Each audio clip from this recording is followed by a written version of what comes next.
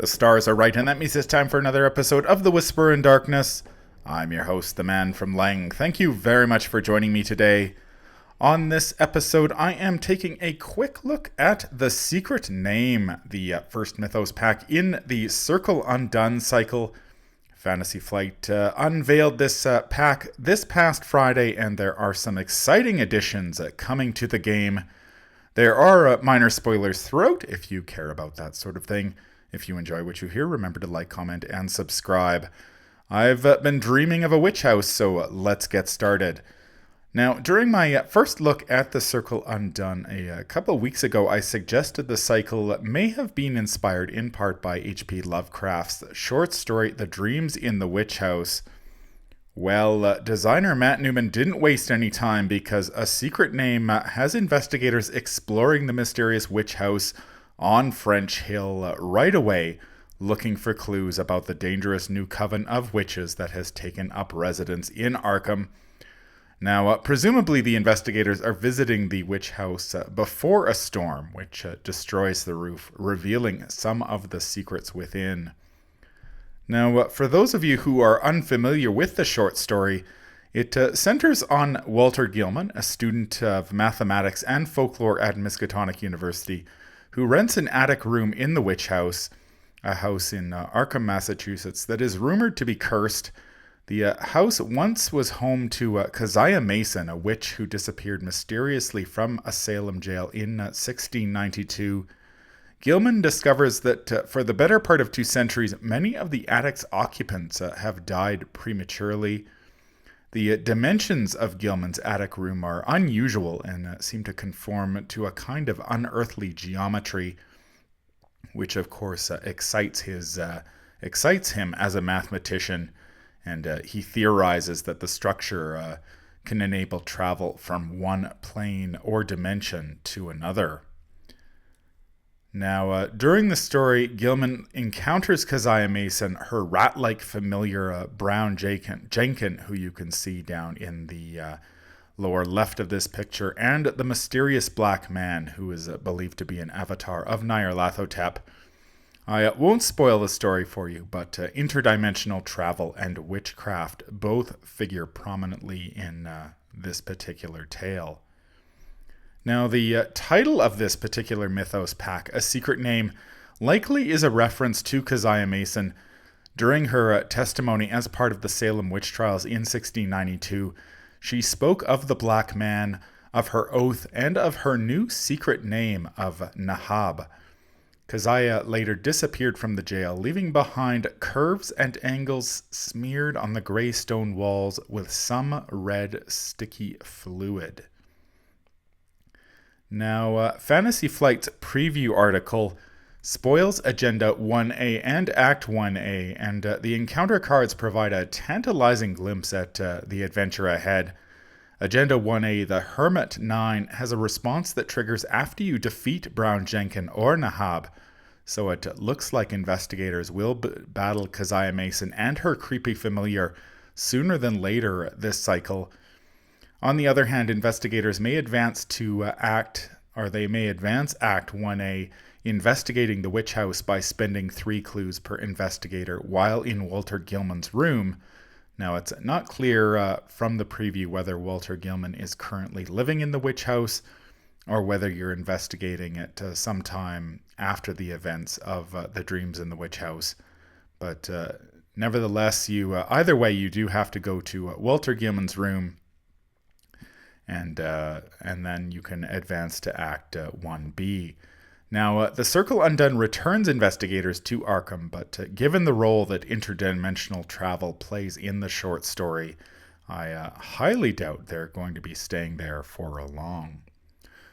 Now, I was pretty excited by the direction of the story, but the preview article contains one other surprise. We are getting a new type of player card, gold dual-class cards.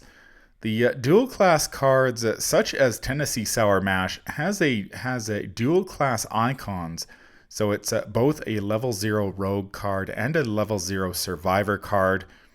So an investigator like Leo Anderson from the Forgotten Age, he can't put survivor cards in his deck, but he can use Tennessee Sour Mash, since it's also a rogue card. However, there is a catch. Investigators who have limited access to a class, such as Finn Edwards, who can only take 5 Seeker or Survivor cards, have an additional restriction. The dual class cards take up one of the investigator's limited slots if it belongs to that class. That means if Finn Edwards wants to play 2 copies of Tennessee Sour Mash, they will take up 2 of his 5 slots reserved for Seeker or Survivor cards. The same is true of Norman Withers. As you can see in this picture here, there's the Scroll of Secrets, which is a Seeker and Mystic card. And so Norman Withers could use Scroll of Secrets because it is a Seeker card. However, it would also count against his limit of 5 level 0 Mystic cards. So you're going to have to be a little bit careful while you're deck building to make sure you're not exceeding your deck building restrictions if you want to include some of these cards in your deck. Now, it's difficult to say how the dual class cards are going to affect the card pool. Each class typically receives 2 cards each Mythos pack, so the dual class cards should increase the total number of cards available to each class slightly over the course of the cycle, at least for investigators who do not have limited slots. More cards is usually equates to better deck building options, but of course that will all depend on how many dual class cards we see in this cycle. There are going to be at least 4 in a secret name, and I would assume there will be others as the cycle progresses. In terms of power level, I expect the dual class cards to be on par or slightly less powerful than a single class card, but they'll likely be more powerful than neutral cards. In the past, if designer Matt Newman wanted to make a card more available to one class, it typically had to be a neutral card, which could very well be too broad. Or he had to create a card, and then that card had to be included in an investigator's deck building options, which wasn't necessarily ideal either. So dual class cards break the mold, and they should create a little bit more design space to explore, which I think is good for the game in the long run. You can create cards that you don't necessarily have to key them on any given investigator's deck building options. You can create them and then let those investigators take them as they see fit. Now, dual class cards should also be a boon for Lola Hayes, since they will count as 2 classes for her additional deck building restrictions. These cards should give Lola a little more flexibility, both in terms of deck building and her role selection during play. Lola can trigger Tennessee Sour Mash as either a rogue or a survivor. That would not be the case if the card was strictly a rogue or survivor card. Of course, that's a double-edged sword, because on the downside, the dual class cards are slightly more vulnerable to her signature weakness, Crisis of Identity. Tennessee Sour Mash, for example, would be discarded when Lola draws Crisis of Identity when she was either a rogue or a survivor. So a little bit more vulnerable, but also a little bit more flexibility for Lola in her deck building. Fantasy Flight set preview article spoils 3 dual class cards and hints at the ability of a 4th. Let's start with the aforementioned Tennessee Sour Mash. It's a 3-cost rogue and survivor asset with a willpower skill icon and the item and illicit traits. It uses 2 supplies and has a free triggered ability. Exhaust Tennessee Sour Mash and spend 1 supply. You get +2 willpower for a skill test on a treachery card. You may also take a fight action and discard Tennessee Sour Mash to get +3 combat skill value for an attack. Now, my first impressions of Tennessee Sour Mash is that it seems a little expensive at 3 resources. A rogue investigator can probably afford it with all of their extra resource generation, but a survivor may struggle to have that many resources on hand, especially if they're playing Dark Horse. It doesn't take up any slots, which is a nice part about it. The first ability seems to lend itself to low willpower rogues and survivors, such as Skids O'Toole, Jenny Barnes, Calvin Wright, Silas Marsh, and William Yorick. Speaking of William Yorick, he could recycle the Tennessee Sour Math with his recursion tricks, but I think it's important to note that he can do the same with a card like Cherished Keepsake, which is much cheaper than the Tennessee Sour Mash. Most survivors can recur Cherished Keepsake with Resourceful if necessary, so I have my doubts that the Tennessee Sour Mash will make the cut in decks that need help in the sanity department. Come to think of it, the free triggered ability on the Tennessee Sour Mash is somewhat similar to the card Lucky as well, and that both of them give you a +2 bonus to your skill value. I think the important thing to note here, though, is that Lucky is much cheaper and much more versatile than the Tennessee Sour Mash. Again, I think you're probably better off playing Lucky over this card if you do need that +2 bonus on a skill test. With the Sour Mash, you're only getting it on a willpower test, while Lucky, the choice is yours, really. Now, I'd say the Tennessee Sour Mash would be a perfect fit for Finn Edwards from a thematic as well as a mechanical standpoint. However, it does count against his limited slots, which I think is a big strike against it in my eyes. There are much better cards to go in his limited slots than this, including Lucky as well as Logical Reasoning. So players may have trouble finding deck space for Tennessee Sour Mash. I do like the fact that you can clobber an enemy with the bottle of Tennessee Sour Mash if necessary, before or after you finish drinking it.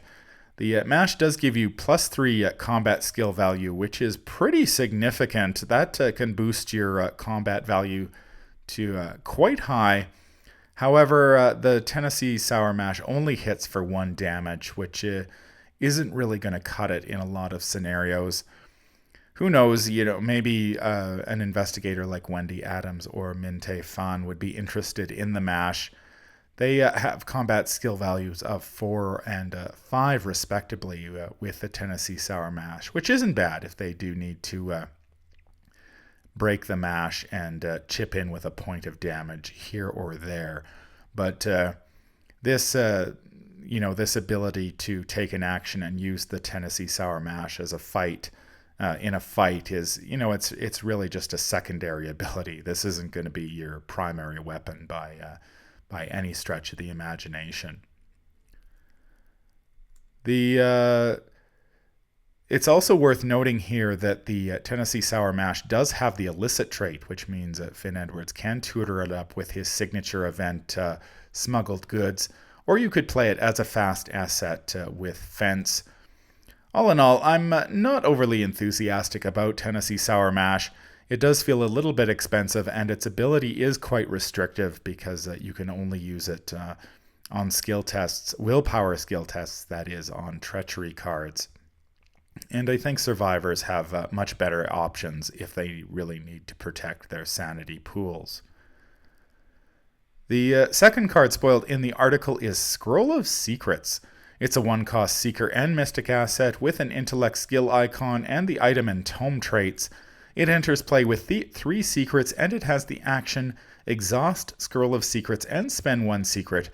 Look at the bottom card of any investigator's deck or the encounter deck, then either discard that card, add it to its owner's hand, place it on the bottom of its deck, or place it on the top of its deck. The Scroll of Secrets does take up a hand slot. Now, we've seen cards that look at cards on the top of an investigator's deck or the encounter deck, notably Scrying from the core set and Alyssa Graham from Undimensioned and Unseen. There are very few cards besides Scroll of Secrets that target cards at the bottom of a deck. The 2 weaknesses introduced in the Forgotten Age, Accursed Fate and The Bell Tolls, are placed on the bottom of an investigator's deck when you have to add them to your deck. So you could certainly use Scroll of Secrets to discard them before they can do any harm.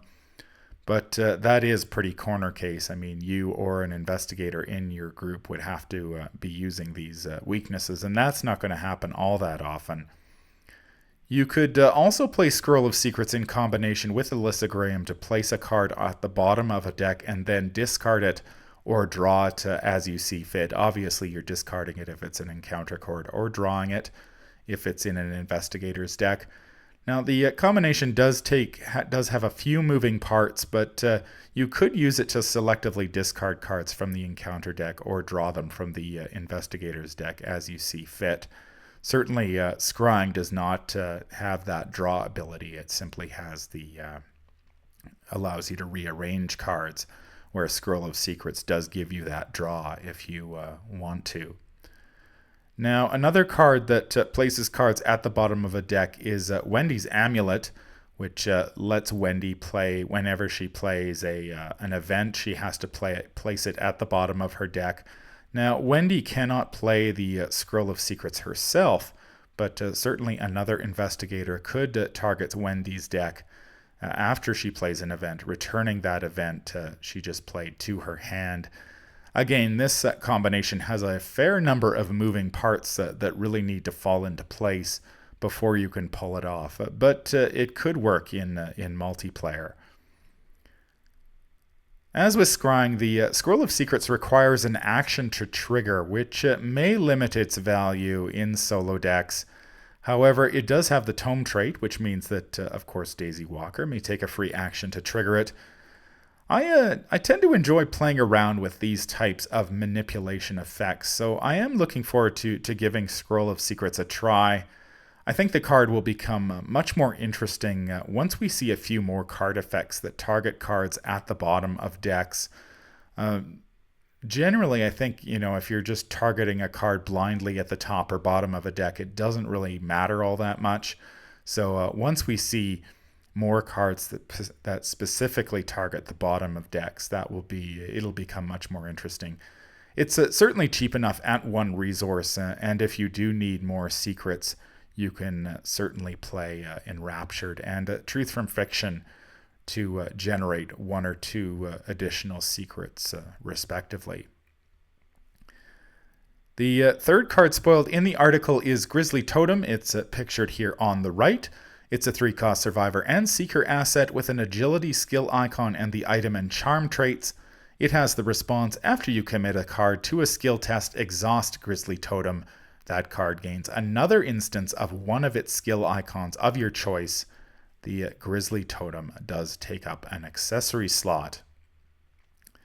Now, Grizzly Totem's response is similar to that of Min Te Fan, although the ability is much more limited in scope since it only works on cards you commit to the skill test, and it duplicates a skill icon instead of granting a wild skill icon. And unlike Min, you may add the skill icon only once per round, where Min is limit once for each investigator per round. I could certainly see playing the Grizzly Totem in Min or possibly Silas Marsh, both of whom rely heavily on committing cards to skill tests, so having an ability like this to boost the icons on those cards would be valuable. Calvin Wright may also like this card, although the Totem competes with the Rabbit's Foot for the accessory slot, so you would have to make a choice there whether you wanted to be able to draw a card when you fail the skill test or get a little bit of a bump during the skill test once you committed a card. I don't really see many other investigators who are looking for this type of effect, which kind of feels underwhelming for the price. Like the Tennessee Sour Mash, the Grizzly Totem does cost 3 resources, which seems a bit steep for a card that essentially gives you +1 skill value on a skill test to which you were already committing a card or cards. Now, I guess the Totem does turn cards with single skill icons into double skill icons and doubles into triples, which, that's pretty good, actually. It's not too bad. It will save you cards and or resources in the long run if you can get the Grizzly Totem down on the table early enough. Still, that 3 resource hit when you play it is a little bit tough to swallow, particularly because you do need to be taking skill tests in order to use it. And that 3 resources, wow, that does seem stiff. I may consider playing the Grizzly Totem in a level 0 deck, but I think it will quickly be replaced by other more impactful cards as the campaign wears on. Finally, the Enchanted Blade is partially visible in the preview article's card fan. It's a 3-cost Guardian and Mystic asset with a combat skill icon. The relic and weapon traits are visible, and I presume that it will also have the item trait as well. The Enchanted Blade provides +1 combat skill value, and so I sort of assume that you get that if you take an action. However, there is a chance, of course, that you may have to do something to get that bonus, such as exhaust the Enchanted Blade, which would take it down a peg or two if you had to exhaust it and that you didn't get that bonus all the time. Now, it also appears that you can empower the Enchanted Blade in some way in order to deal +1 damage, and that's very good. Based on the text that is visible, the Enchanted Blade is looking quite good. I like that it has the potential to deal additional damage, and of course, dealing additional damage is the hallmark of a good weapon in this game. It also has the Relic trait, which means Guardians and off-class Guardians now have a level 0 Relic to deal with the Poltergeists in the Path to Carcosa. Now, some players have speculated that Diana Stanley's off-class may be Guardian, which would make sense given the Enchanted Blade is a Mystic and Guardian card. If Diana is part Guardian, I hope she doesn't have limited slots like Finn Edwards, because it does look like you would want 2 copies of the Enchanted Blade in her deck, and if she could only take 5 Guardian cards, then the Enchanted Blade would probably end up taking up 2 of them. And that's a little bit restrictive, but of course we don't know what Diana Stanley's off-class is yet, so we'll just have to wait and see on that. All in all, I really like how the next cycle is shaping up. The scenario itself sounds as though it will be quite challenging, especially if the investigators need to fight Brown Jakin and Keziah Mason / Nahab. And the dual class cards create more design space for Matt Newman to explore.